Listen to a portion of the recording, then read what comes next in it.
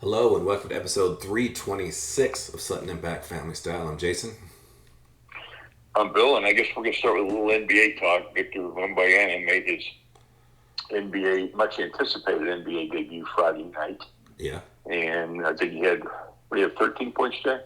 Yeah, well, I think he had 9 points. 9 points on 2 for 13 shooting. He had 8 rebounds and 5 blocks. Yeah. And to me, that's kind of what I would have expected. I wouldn't have expected he was going to be an offensive juggernaut. No. And I was a little disconcerting to hear him say that he might not be in enough physical condition to play. And then he mentioned about 80 games, and I'd probably really agree with that because, if you're playing in those pro leagues in Europe, you might be playing twice a week. Yeah. Maybe. Well, and, I don't think you ever play 3 times a week. No.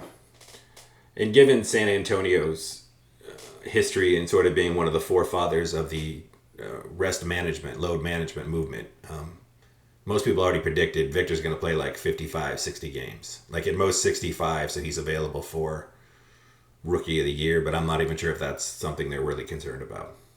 No. And I just saw that Popovich just signed a 5-year extension. For $80 million. Good job, Pop.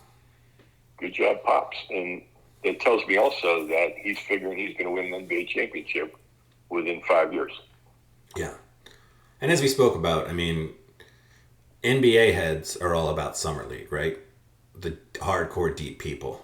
But I've had many years where they barely discuss Summer League, right? Yeah. But this year with Scoot and Victor, the kid from Alabama, who I just keep flicking on his name, I just looked it up too, which is really sad. Brandon Miller.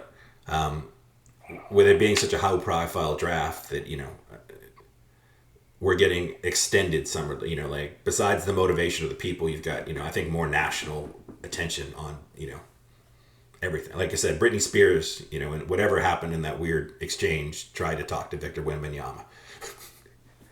Like that's the level of Victor Wembanyama already never having played an NBA game.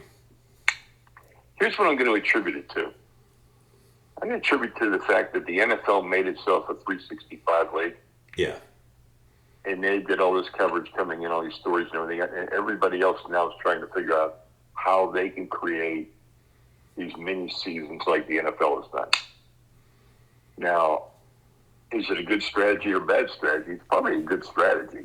Yeah. I just don't know if it can work. No. Like tonight, MLB is going to put a lot of resources behind the draft. Yeah. And you're going to televise it and do a whole lot of things. It's great. But the limitation, and you and I talked about offline, the limitation MLB has is those top 3 players. You might not see them for 6 years. Yeah. You might, I'm hoping it's sooner, but I don't think it'd be any sooner than 2 years. And 2 years, it's not like Victor Wembanyama, you're going to see Connor, the hockey guy, you're going to see this year. Yeah. The 2 quarterbacks in the NFL, they're going to start. You're going to see them play. Yeah. It's just that baseball, it's just hard to compete with that. No, and then when hockey, when he goes up against Connor McDavid and Crosby and Ovechkin, those are going to be big nights. And when Victor goes against, Anthony Davis and LeBron, that's going to be that's going to be hyped up for a week. And when he goes against Jokic, and, if he starts playing well, like that's, you're not, like you said, you're not going to get that with baseball. No. Even if he's in even if the LSU outfield is hitting like 302 in AAA, like it's not going to lead, talking head segments on Fox or ESPN or anywhere else. No, unless, even the futures game last night where you had the best of the minor leaguers. Yeah. A little bit of coverage, but not a lot. And so it's just it's an inherent disadvantage. And with Victor, one of the the joys of summer league is guys that don't have a chance, who aren't on radars get a chance to show themselves and show their improvements, and some sophomores, but it's not a normally coached basketball atmosphere. This is 12 to 15 guys on both sides trying to make as much name for themselves as they possibly can, right? And you usually being coached by the second or third assistant. Yeah. And, they're trying some stuff out, seeing what they can see. It's just, Yeah, it's different. it's different. And again, he didn't look out of place. No. It hurts. The only thing that would hurt him is, some of the sophomores, which makes sense that the sophomores are playing well, even if it's a sophomore like Chet Holmgren that had no, visible rookie season because he was hurt the whole time. But all of a sudden, Chet Holmgren was like, oh, yeah, that guy. That other really tall, lanky guy looks pretty good. Who didn't play a minute last year. Not a minute last year, yeah. And again, Interesting stuff. Just like with NFL preseason, like people talk about it all the time. There are plenty of players that performed, mediocre to poorly in summer league that made all-star teams. And, every year as a Steeler fan, this will be my Steeler moment. There's 4 or 5 camp darlings we fall in love with. Not only did they not make the roster or sign to the practice squad, but they pretty much are out of the league in 2 years and didn't make it, For every James Harrison, there's like 30 other guys that we never hear from again. So, and James Harrison was cut 2 or 3 times. Yeah, by multiple teams. Yeah, so it's like, yeah, just we don't, what you're seeing is what you're seeing. Just just getting reps in. And again, what we've seen Victor Wembanyama do at 18, like once he, people thought it would take, because Chet Holmgren added 13 pounds of muscle and he still looks really skinny, but you got to physically build for the NBA, and that's going to take time. I guess other NBA news. I think the biggest story besides Dame being very adamant about wanting to go to Miami and Portland being like, well, we're not going to take, 30 cents on the dollar for you. We want to help you. Is that the GM of the Pelicans has made it clear that, while they're not seeking offers, that for the right price, you can have Zion. Like, yeah. Well, listen. Yeah. Because I think, you have to. You have to. I think that's been the most, I know a few weeks ago we talked on the show how I thought they should have traded Zion to Portland if Portland even wanted to. It's hard to say what Portland really wants to do, right? Part of me kind of feels... I think it's clear now that they're going to rebuild. Yeah. I kind of feel like they like... It wasn't clear 2 weeks ago. No. But I think there was a chance that if they could get Scoot, who again got hurt in his first preseason game and probably is done for a minute, that they viewed him as a viable Dame replacement, as both an on-the-court exciting player and a dynamic personality they could build, marketing around and make him, sort of Dame 2.0 in that city. And I think they were fine to not pay Damian Lillard, $65 million at age 36 as a 6'2" point guard. Yeah. And I think it was, the fact that he asked for the trade, I think that's good. I just don't see how Miami's going to come up with anything reasonable that Portland wants. Even if they get another team involved with it, because Miami does everything to get the other team. Yeah. And then before we move on to our next topic, do you know how many draft picks Oklahoma City has in the next 7 years? Oh, it's obscene. It's more than 10, right? It's 35 picks. Whoa. I think it's like 9 additional first rounders in the next 7 years, and the rest are all second rounders, besides their own. So they have like 17 first round picks and another 17 second round picks in the next 7 years. Along with the Jalen Williams, the Giddies, the Shea Michael, Shea, Chet Holmgren, the Williams is everything they have on that team. So that's, it's hard to imagine a team in a small market not set up for more, but at the same time, there's also the stadium controversy, Yeah.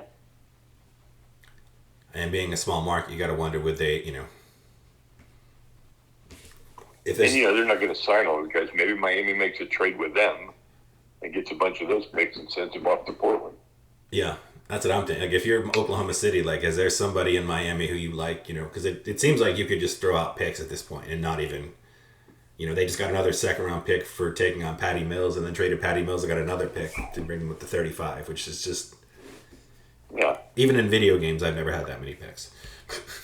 No, and you know what? And the truth of it is you will never be able to execute all those picks. No. Because you wouldn't be able to sign them all under the cap. So, I mean, it's assets that are more like commodities that are going to have to be moved. But when you look at what Sam Presti has done, like I said, you've got 35 picks and 17 first rounders in the next 7 seasons. But you also have Gilgeous Alexander, who was an MVP candidate in the first team All NBA. You got Giddy, who's a very nice player. Both the Williamses, one of which was almost Rookie of the Year last year. Chet Holmgren, and some of your rookies this year look really good. So they have built, Yeah. I don't, just incredible amount of, now do superstars want to go play in Oklahoma City? That's a whole different story. The one thing is, I never considered Oklahoma City an NBA market Yeah. or an NBA hotbed. But they sell out. I mean, they do a good job. People want to go to games. It's the only pro sport in Oklahoma. So, I mean, it does well. Yeah. And their uniforms aren't bad. And, I mean, it didn't hurt that, you brought in a team that had Kevin Durant. And then in the next two drafts, you had Russell Westbrook and James Harden. So, And the nice thing about Oklahoma City, or interesting thing, I guess I would say, is it's only, by the turnpike, it's about 90 miles from Tulsa. Yeah. And so you have maybe 80% of the population of the entire state within 100 miles of Oklahoma City. Yeah. You get a big area to draw from. It's true. They're just going to be an interesting team to watch. Yeah.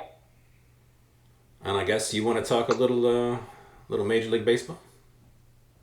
Baseball I do. week? I want to talk about De La Cruz for the Reds. Yeah. Who's really exciting. And yesterday he got a single, stole second, stole third, and stole home. First time it's been done since 1969, since Rod Carew did it, and the first time anybody on the Reds did it in, I think, almost 90 years. Yeah. So a real exciting player. If you see the clips on ESPN, he's fun to watch, but you should also watch the crowd in the stands, which is also really interesting. Because this is an owner last year when things weren't going well and people were complaining. And he said, tough, where else are they going to go? Which is, to me, a devastating quote. Very. And now, I mean, with this young team he has, they're doing the best attendance they've had in years. They're a very exciting team. They could win the NL Central, which is not a powerful league, but they've got a really interesting team. It's a very, very young team, but a lot of guys under the age of 24, 23. So, I don't know. It's a fun team to watch. I would encourage everybody to check that out. And my limited De La Cruz interaction with the telly has also been that guy's got a little bit of swagger to him, too. Something that... Quite a bit of swagger. Yeah, Trout does, and it's fun, but he's fun. Yeah. He looks like O'Neal Cruz. I mean, they both look the same.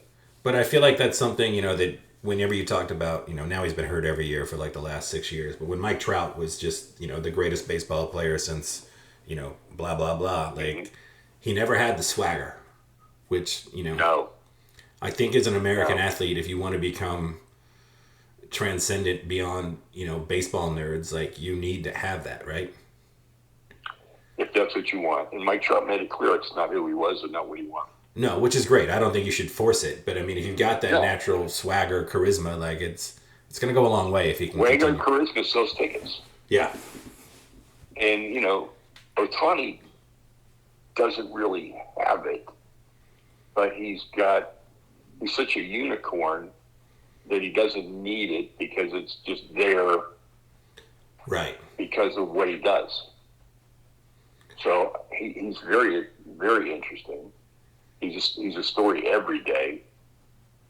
But he doesn't really have swagger. No. He's good. But swagger, just from personal experience, it was the reason I loved the U, and the Fab Five. Like, as a kid, like, you're just attracted to swagger and attitude, right? And sort of the rebelliousness of it. Swagger puts you on TV, put your team on TV. Yeah. Get you coverage, put you on SportsCenter. Yeah, no question. And it makes you look a little rebellious and a little bit cool, which are, real important things. But we're moving into All-Star. Get home run derby this week at the draft tomorrow night. Get the draft tonight. Yeah. Which they are hyping. Just I talked about offline. It's, there's 3 dominant college players, 2 from LSU, 1 from Florida, and 2 dominant high school players. So that's basically your top five. And, the Dylan Cruz, who's been talked about as the number one pick, is now saying he wants more than the slot. Yeah. Well, unless you absolutely are in love with him and nobody else, you're probably not going to take him number one. You're going to let him fall down to 3 or 4, because then his demands are going to be, okay, this is the slot. You're not going to get number one money now. You get number 3 money. So we'll see where that goes. My Pirates have number 1. I've seen the Pittsburgh paper saying it's going to be Skeens. Yeah. And the national paper saying it's going to be Langford from Florida, who is the leading home run hitter, and he's a very good player. Plays center field. They don't know if that's going to be his position in the majors. Pitches.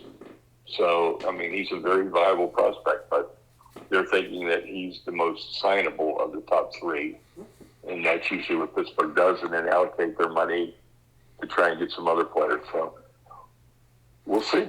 Yeah. That's sort of, I know it's not unheard of, because, going back to John Elway, Eli Manning, there's always talk every couple of years when it's an unsavory franchise that has the number 1 pick, and the player will, threaten. Mm-hmm. But with the NBA and the NFL, it seems like, you just take the guy you think is best, and, let the chips fall where they may. Where baseball is the only sport I've ever, and again, like you said, it's such a hit and miss thing where we may not see somebody for 6 years and they're an all-star, or maybe they've been traded 3 times as a top prospect and now they're on their 4th team before we even see them, and then they're an all-star, or they just, fizzle out. But it's rare that someone's like, nope, we're not going to take the best player because we're going to try to, you can say with certainty that whoever the number 1 pick is, you're not going to see him this year. Yeah. And you're probably not going to see him next year.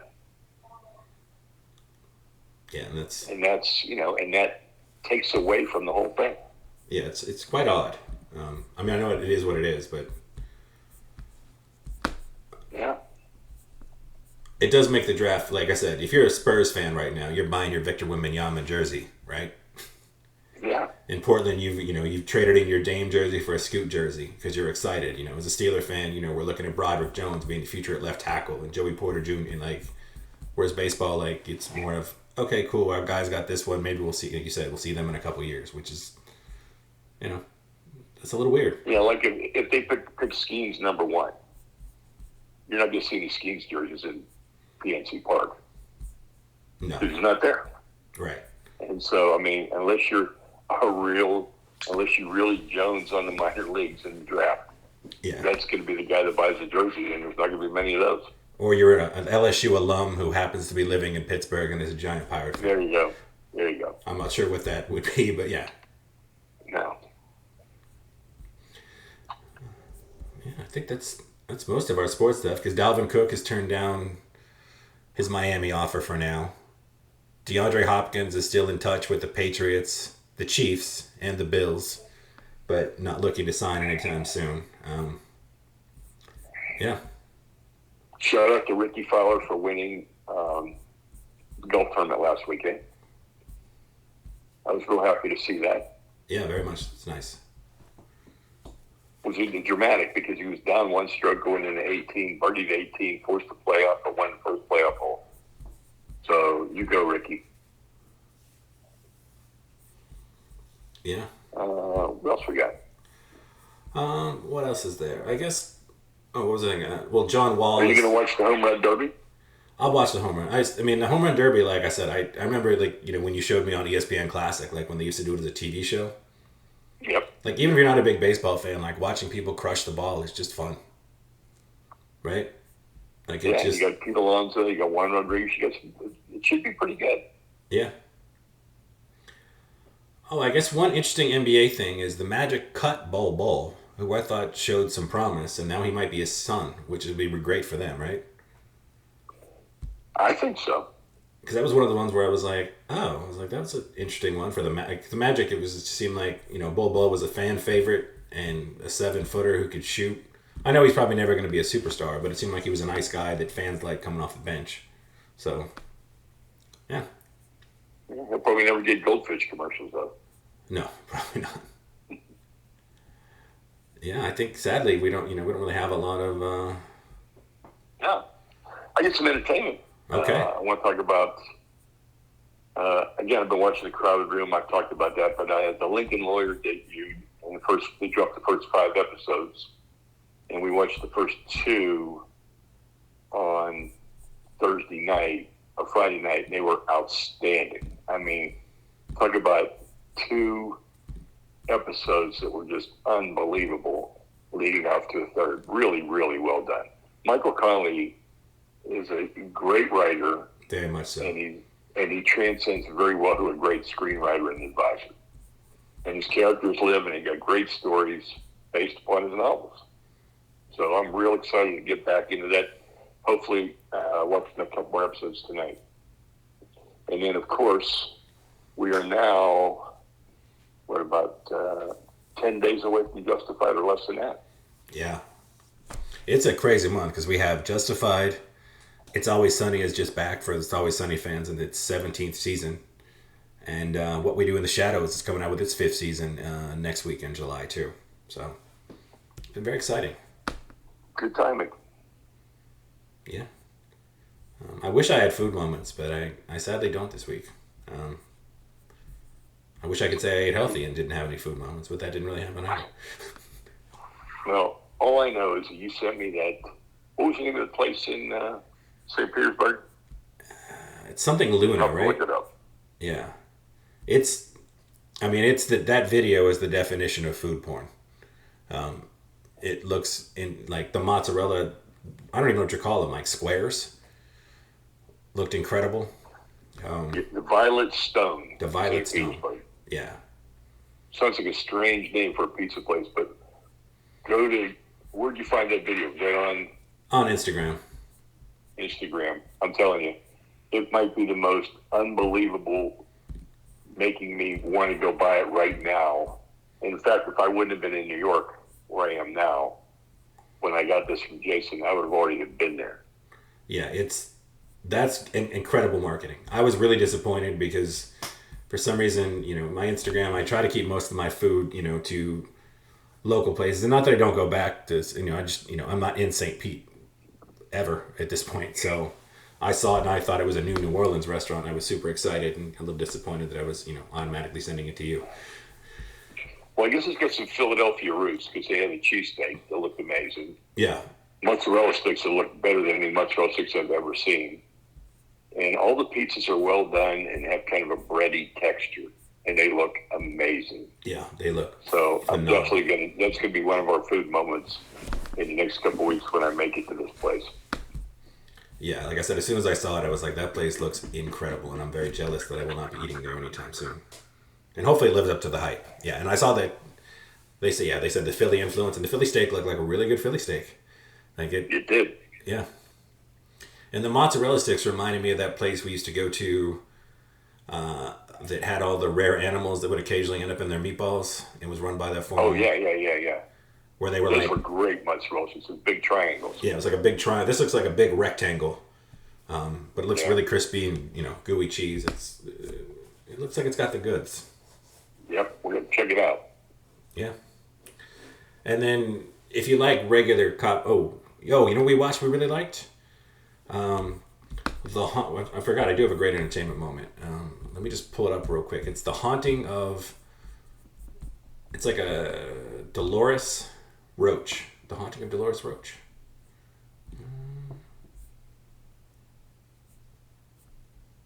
It was really, really good. Yeah, The Haunting of Dolores Roach. Is it a movie or a series? It's a series. It's a series where each episode is only like 30 minutes long. Each episode. And it's one of those lovely all killer, no filler. There's no wasting time, I guess. Okay. The horror, not the haunting. The horror of Dolores Roach. Okay. It's 8 episodes. And it just flies by. The lead actress is fantastic. I've seen her in some other stuff before. Netflix, or where is it? It's on Prime. Okay, it's on Prime. Think, Cool. I guess think modern day, a tiny bit Sweeney Todd in like New York